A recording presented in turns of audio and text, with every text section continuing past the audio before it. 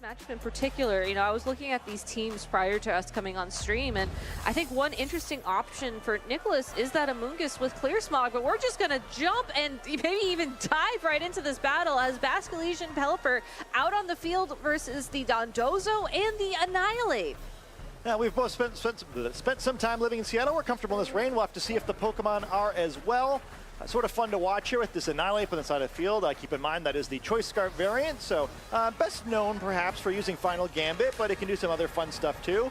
And then, yeah, I mean, having a single Dondozo on the field always a little scary. You assume in a team like this, unlike the last time we saw a Scarf Annihilate team, the Dondozo and Tatsugiri probably both around here somewhere with Dondozo already seen, so will it come in now? Will it come in later? We'll have to see what it does. Annihilate fleeing immediately. Is it for Tatsugiri?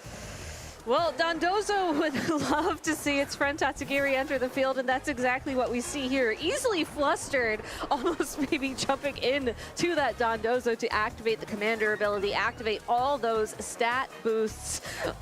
Works out very well here for Lorenzo, as now this Dondozo is going to be a little bit faster than it was initially when it entered the field, and a little bit stronger and a little bit defensive, and you can't hit a Pokemon that's no longer present on the field, so that Wave Crash tries to target down the Tatsugiri, doesn't make it.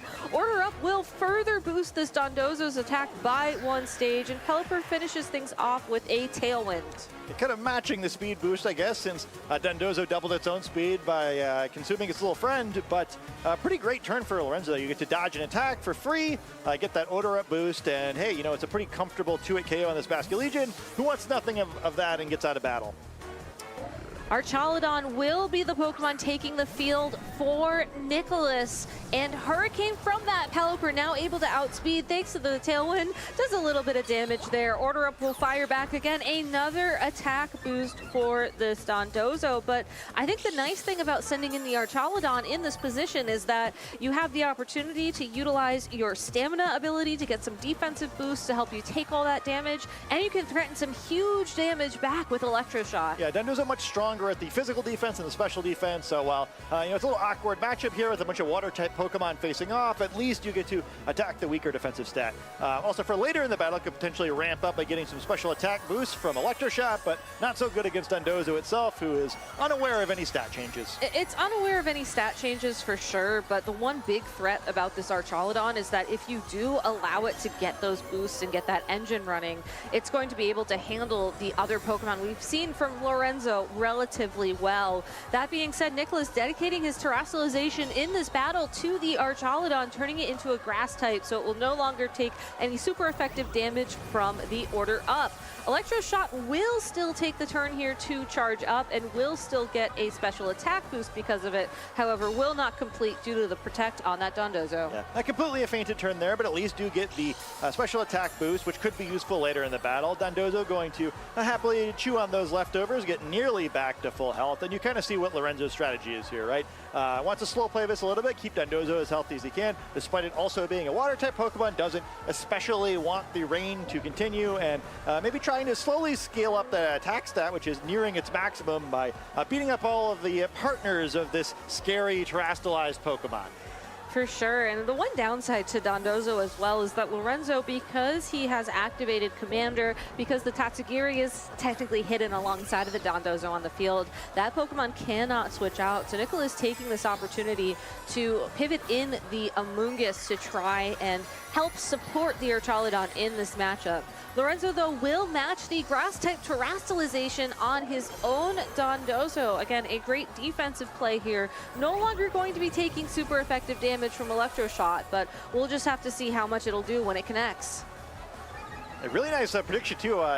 Would have expected perhaps to be taking a Hurricane this turn, but no need to worry about it now. And yeah, yikes, that is not going to do much at all. Yeah, that's what I was expecting to see, honestly. Order Up into that Amoonguss. Again, will bring it down low enough to activate the Citrus Berry. So a little bit of recovery there for Amoonguss. But I think the big turn for Nicholas here was getting the Amoonguss next to the Archaludon. So he could have theoretically redirected attacks, but now it's a grass type. That's no longer a strategy. Yeah, we went from having a bunch of water type Pokemon on the field to a bunch of grass fast type Pokemon. I guess you can be whatever type you'd like to be in this format. And Dondozo's looking really good. That's a third order up. Has nearly maximized its stats. And even before this last order up boost, it did 150 damage to Amoonguss. So more than enough still to pick up the knockout, even if it hadn't further increased attack without. So I mean, whatever's that slot now, to get to the point, likely to be knocked out in this turn, assuming we see a fourth and final, perhaps, order up. Amoonguss will switch out this turn so that it's able to restore some of its health, and unfortunately Basculegion will be taking its place. Now, if it can hold on for one turn, it could have done something, but like you just said, Scott, gonna be knocked out by that order up. We'll see one potential final boost on this Dondozo for this game number 1, but it's not Draco Meteor, it's Dragon Pulse from that Archaludon, which does, well, not a lot of damage. Yeah, I mean, not great there. I kind of have to sacrifice a Pokemon. Slowly whittling down Dondozo's HP, though, and we see the power of this Pokemon, where at least now with rain expiring, you could switch the Pelipper back in and get it active again for some future Electroshock, but Electroshots, Shocks from the Electroshot. Yeah, something like that. Something like that. Whatever we're seeing, the sushi's been on sale. It's getting served up everywhere, and now Pelipper is looking down a very scary Dondozo on the other side of the field. Yeah, and this is why Dondozo, I think, is something that players just don't want to run into in their tournament run. You can have all these Pokemon and all these approaches to how you play this matchup, but at the end of the day, if you're unable to find that alignment early on in the match, Dondozo just kind of goes and orders up some sides of stat boosts and then is ready to go when it's feeling it. No damage on the turn on the field that turn, though, as the Pelipper went for Protect. However, okay, so we finally may see what the plan here is.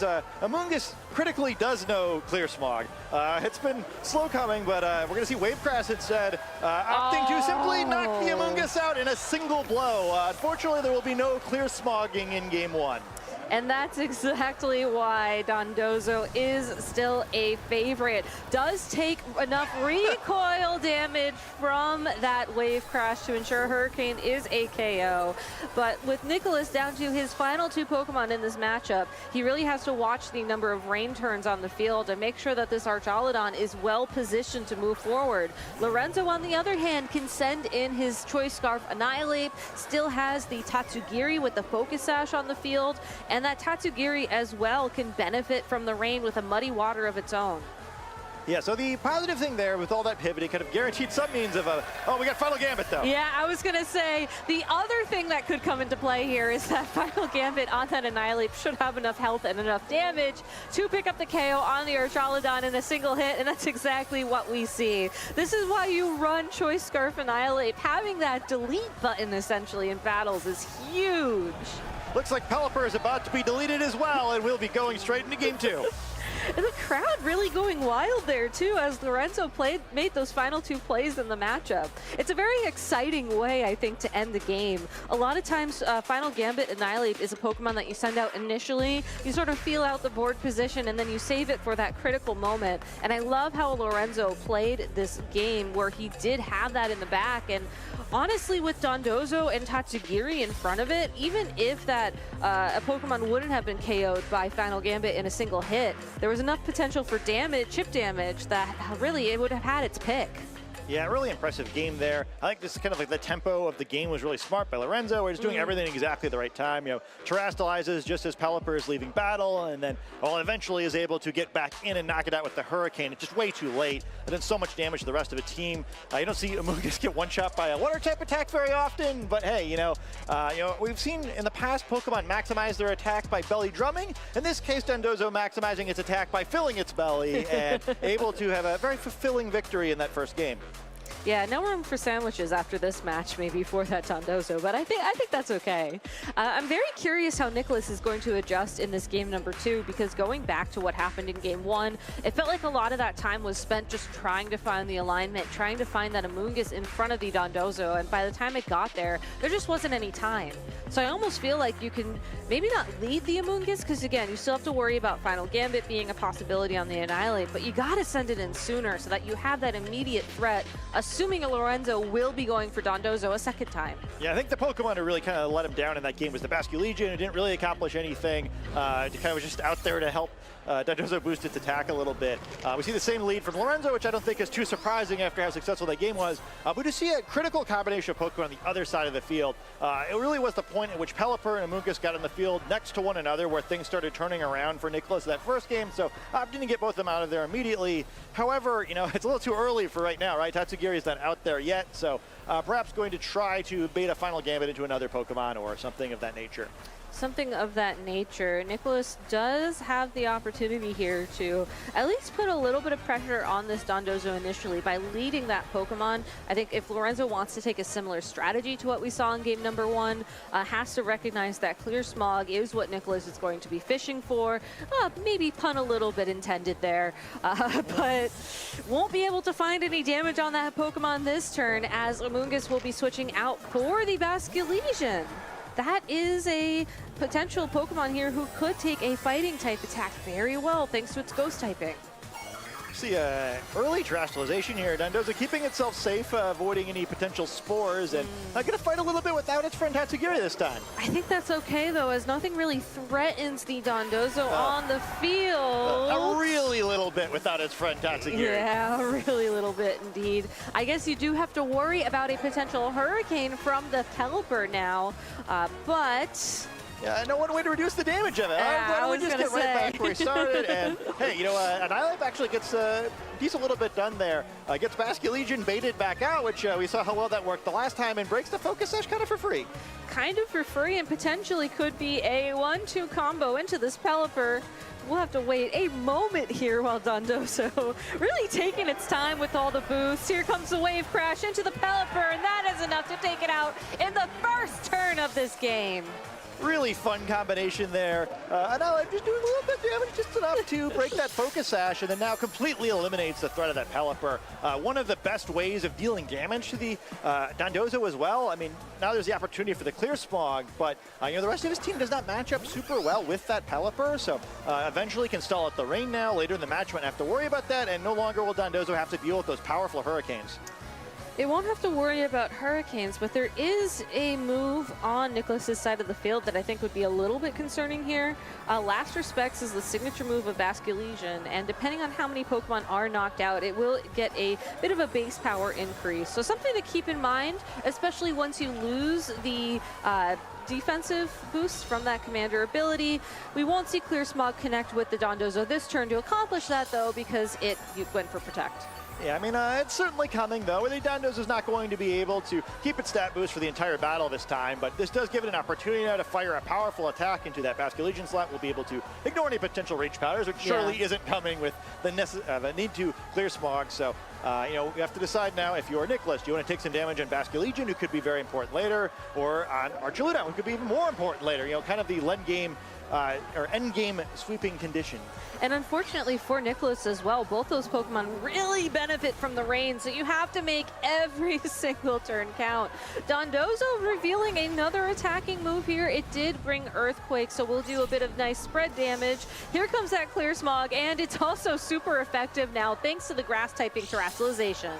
So, yeah, actually decent damage in the Clear Smog, too. Yeah. So, finally, the terror of the stat boost, at least for Game 2, are over for this Dondozo, but it's had a pretty big impact, right? Again, you know, the core Pokemon of this team, the one who sets up all of the offense of the other Pokemon, has been defeated, and, you know, we're almost out of rain turns now. Dondozo going to be able to stall out a little while longer if it wants to, and some chip damage in both these Pokemon. I think one thing to keep in mind, well, let's watch the Life Respects first. Let's give your last respects to this Basculegion, as while it is able to fire off an attack, it actually holds on through that Wave Crash. Dondozo taking damage from the recoil, and Amoonguss opting to Pollen Puff the Basculegion, so it's right back up at over half of its health. Yeah, wisely done there. I mean, I think it's important, right? Again, you know, with already down a Pokemon, this Dondozo kind of mostly been dealt with. The important thing is, well, what board state can I set up after this Dondozo has been knocked out? Now there's sort of an interesting situation where you have the option of knocking out Dondozo, maybe getting a Spore on that Tatsugiri, and sort of flipping the situation around where now it would be Lorenzo who kind of only is dealing with half as many tools. The other thing you have to keep in mind as well is that with that Annihilate in the back of Lorenzo's party, you have to make sure that whatever is remaining on the field won't necessarily be taken down by Final Gambit like we saw earlier. Archaludon does come in though for this Basket Legion. Wave crash into it, not very effective. Will also activate the stamina defense boost. So something, again, to keep in mind. We still don't know the last Pokemon on the field for Lorenzo. If it is a physical attacker, getting all of these stamina boosts now, assuming the Amoonguss is still around to redirect a potential Final Gambit, again, that's a very important win condition for Nicholas to keep in mind. Yeah, Nicholas did a nice job too of keeping his Pokemon healthy, where it looked like he was going to have to give up quite a bit, but these Pollen Puffs are really smart. You know, we got Basket Legion back a little over half of its health. Archaludon now not only is it full health, but has gained a single stamina boost, which could be helpful later. At the very least, just to create the pressure where now it's going to get to a point where Final Gambit is the only really good solution to it, right? Even a series of fighting type attacks are going to be tough to take it out with. And again, pending what that last Pokemon is. If it's a physical attacker, we're starting to look like a pretty realistic win condition. Yeah, and looking at Lorenzo's team sheet as well, you have to assume it's going to be Dragonite or King Gambit, as I don't think Clefable is necessarily going to help the team out too much in this situation. But only Lorenzo knows what that final Pokemon is for now. We might get to sneak a peek of it though, with a Dragon Pulse able to finally pick up the KO on the Dondozo. This will force Tatsugiri back out onto the field, and Amoonguss will have the opportunity to connect an attack against it, and it's able to put it to sleep. Yeah, expertly done there, and now, yeah, switches around the advantage a little bit. And this is a tricky situation to play in if you're a Lendra side of a team. The Pokemon that we've seen already has that Choice Scarf, so I mean, pretty limited in what it can do while Tatsugiri is sleeping, and then there it is. So now what do, right? You just go for the Final Gambit. If you do so, you're likely trading with Amoonguss, but you have to be at least a little bit cautious. The possibility that perhaps a switch or something causes you to attack or to collide with Basket Legion instead, who's not going to be quite as effective as it normally is with no more rain in this battle. And then also, like, how do you close the game? As you've noted, almost certainly a physical attacker in the back. So, you know, I don't think Archaludon's going to be all too disappointed about what it might have to fight. Well, it's not going to be that Tatsugiri, as Lorenzo will switch it out to keep the Focus Sash intact. And it is King Gambit as that critical fourth Pokemon for Lorenzo. Rage Powder will keep this Archaludon safe. Also will take the opportunity, though, to not matter this turn, as the Choice Scarf Annihilate locked into coaching, which will significantly reduce the amount of damage that this body press does from Archaludon. What an aggressive call, though. I mean, I kind of love what both players did. You know, coaching can't be redirected, kind of one of the moves like Dragon Shiv and only targets your side of the field, but predicts it and then calls the switch in on the King Gambit, kind of realizing, well, that's probably the final Pokemon.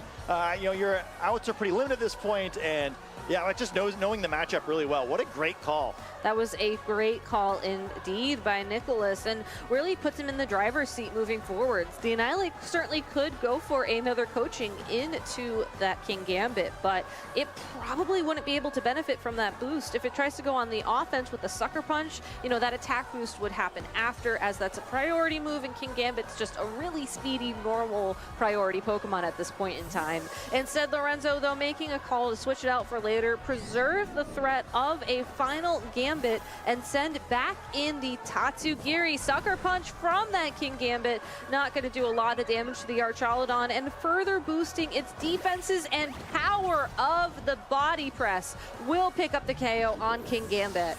It's becoming very unclear what out there could possibly be. Picking up a nice knockout there. Spore covering for potential options, and now, you know, Annihilate was going to be able to select one final move, but now what, right? I mean, there's not really any clearer way that it can get through the Amoonguss. Tatsugiri hasn't been out in the field, right? So it can't wake up yet, and even if it does, it's going to have a hard time breaking through the remaining Pokemon. It's a really well-played game by Nicholas in Game 2. Yeah, unfortunately for this Annihilate, it's almost like close combat is the best option for it, because if you do opt for a final Gambit, you're just going to be knocking yourself out in the process and giving the Tatsugiri even more of an uphill battle moving forwards. That is what connects with the Amoonguss. It does just enough damage to activate that Citrus Berry and heal its health up further. So Amoonguss just happy to keep redirecting these attacks. Tatsugiri still asleep this turn, like you mentioned. That is the first required turn of sleep, and a Dragon Pulse from this Archaludon, bringing it down to the Focus Sash. Yeah, I mean, at least it stays in the field, but things are still looking bad here. And Ilep's Choice Scarf also really going to work against it, where you normally be like, okay, well, what I need is Tatsugiri to wake up and knock out the Amoonguss, but they're moving in the opposite order because of the Choice Scarf, right? There'll be yet another useless close combat into this Amoonguss that the main impact of will be to further lower Annihilate's stats, making it easier for Nicholas to eventually knock it out. I love this almost final turn terastallization from Nicholas on the Archaludon, just in recognizing that as long as the Annihilate's locked into close combat, it can't do any KO damage. Even if it were to critical hit the Archaludon without the weakness to a fighting type attack, it is very happy to just stay on the field and keep tanking hits. And then by going for a double attack here, Archaludon moves first, will pick up the KO on the Tatsugiri, and now Amoonguss will start the process of chipping down this Annihilate. Nicholas taking a very great adjustment after a tough game number 1 and showcasing just that he's in it and still vying again for the semifinals for potentially the title of champion here in Baltimore. And things got a little weird at the end there, but Nicholas had that pretty locked in, and we're moving on to a game 2 there. So we've kind of seen between the first 2 games a decisive victory from either side, right? One game, Dondozo really got carried away, kind of won the game on its own. The other game, Nicholas played the beginning of the game a little bit better, quickly got in a position where he could remove those stat boosts, and then easily took over the game himself. For sure, and it does make you wonder just how these trainers are going to adjust moving forwards. I think Nicholas made the correct call of trying to play that Amoonguss a little bit more, I don't want to say aggressively, but more quickly in the battle, where he let it, yes, he did switch it out for a turn or 2, but it came right back out onto the field, and as soon as that Clear Smog connected, really just opened up the doors for him. So now in this game number 3, I would imagine that he would want to rely on that a bit more, but then you look at Lorenzo's side of the field, and there's certainly a ton of Amoonguss answers there that he could adapt. He doesn't have to bring the Dondozo and the Tatsugiri necessarily. Yeah, I mean, he brings them, right? I mean, you get also the option of kind of just playing the beginning of the game a little bit more slowly. It was a pretty cool play to pick up the immediate knockout in the Pelipper, but it wound up just kind of letting Nicholas set up exactly what he wanted more quickly. And I think the speed at which he removes those stat increases is really the important part of this matchup. Dondozo is very unlikely to get anything like game 1 again. So that's the dream game, right? Literally maxing out your attack stat and just one-shotting an Amoonguss. But it doesn't need to be that effective in order for Lorenzo to win the set. It does need to be able to attack multiple times with stat boosts, probably.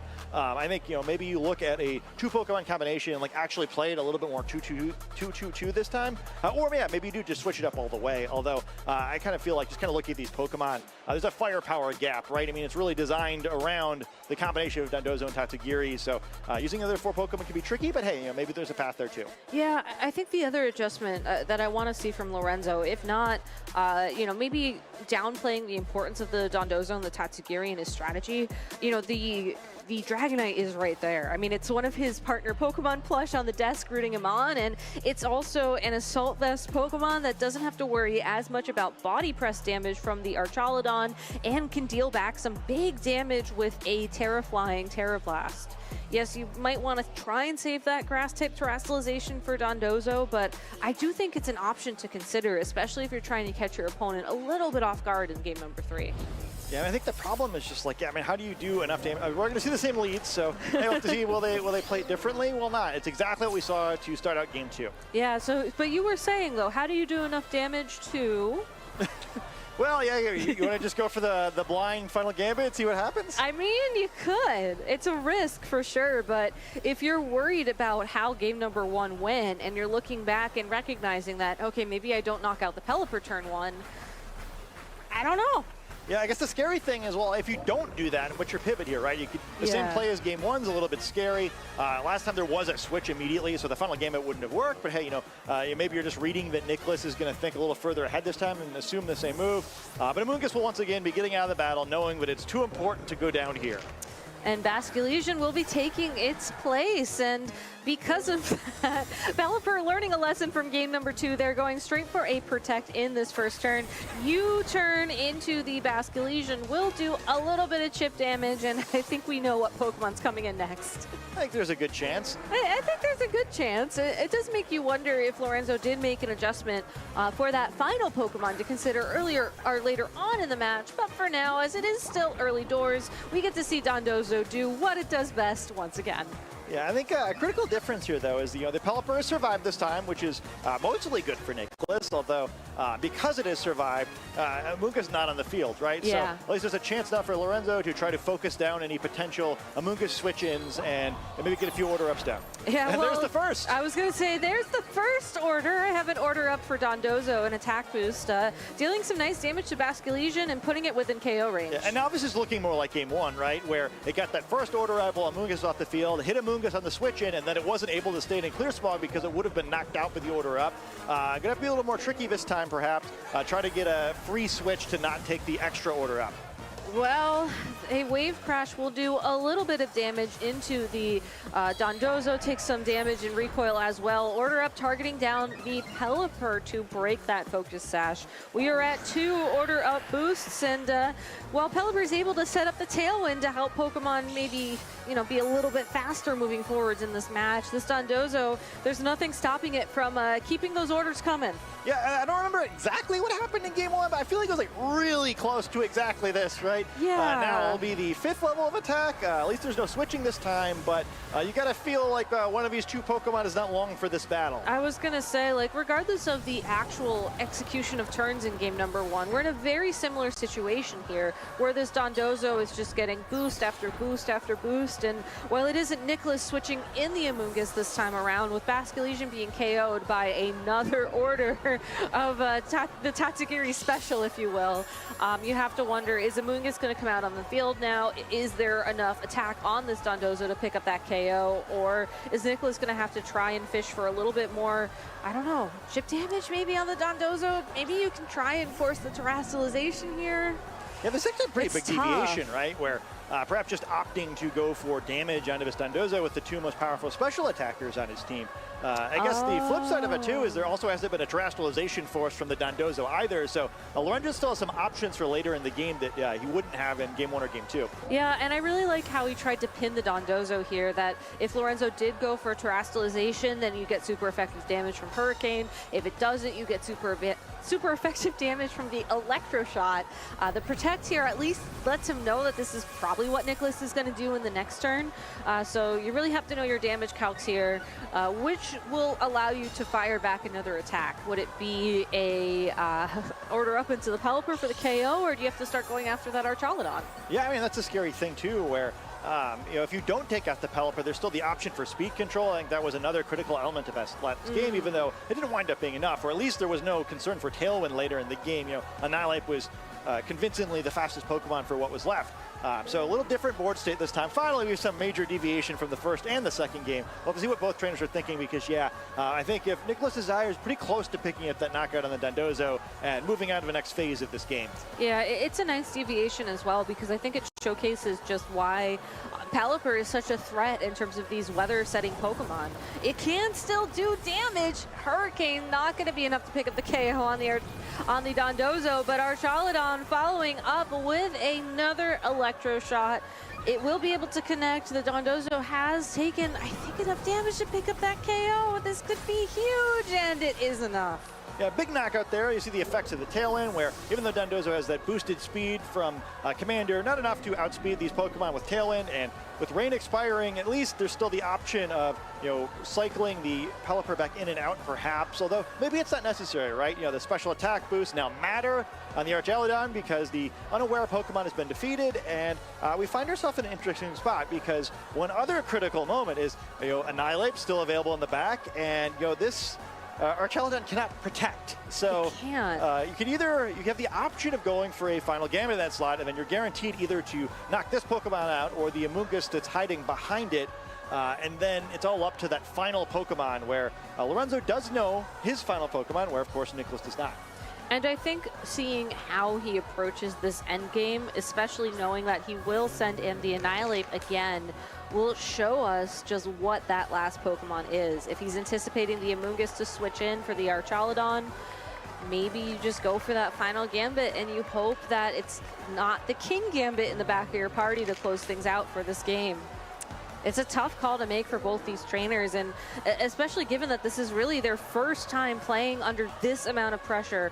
Every single turn counts. Yeah, and you gotta worry too, where Tatsugiri's job here is going to be to deal with this Pelipper, but neither of its moves have perfect accuracy. So will Tatsugiri crush under the pressure? Well, final Gambit will miss the KO on Amoonguss by 3 health points. So here comes the Tatsugiri and the potential muddy water here. Of course, Amoonguss still has that Citrus Berry, so probably will be able to withstand the attack from this Pokemon. It does connect with both its targets, which is not something that you can always say, but the Pelipper able to hold on, gets the accuracy drop, but not going to come into play this turn, as it will set up Tailwind.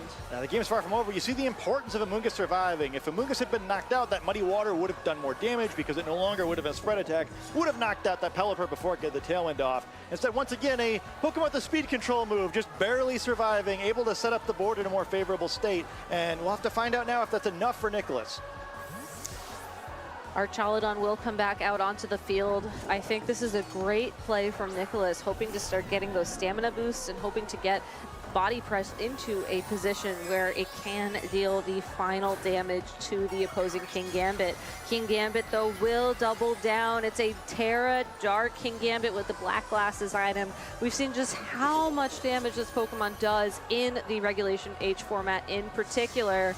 Weather Ball first will connect with the opposing Tatsugiri to break that Focus Sash.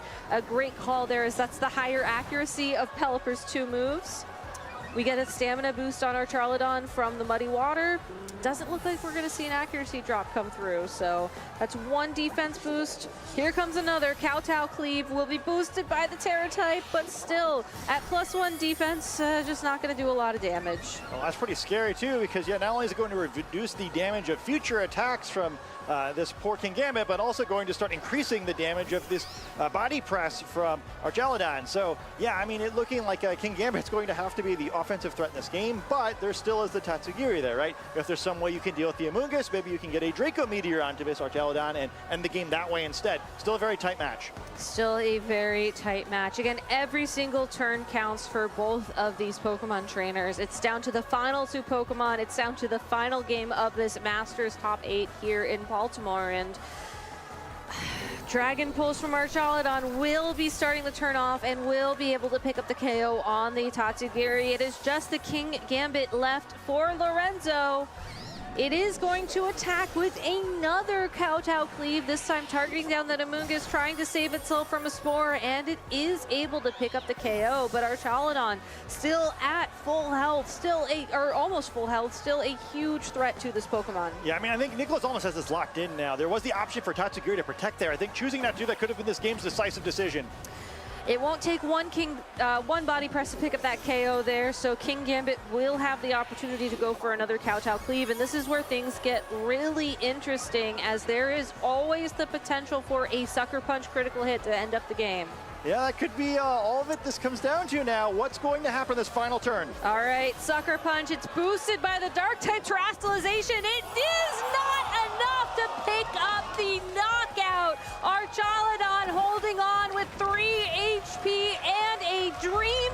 Nicholas Morales moving on to top 4 in his first regional here in Baltimore. Well, matches don't get any closer than that, coming down to just 3 hit points. And before that, I think about the same amount of hit points in the Pelipper, right? Twice in that battle, Nicholas's Pokemon were trained just right, able to find his way out of that one after a very tough first game of that set, grinding it out. Really great poise by him, and congratulations to him as he moves on to the top 4. Yeah, poise I think is the perfect word for it, because you could have even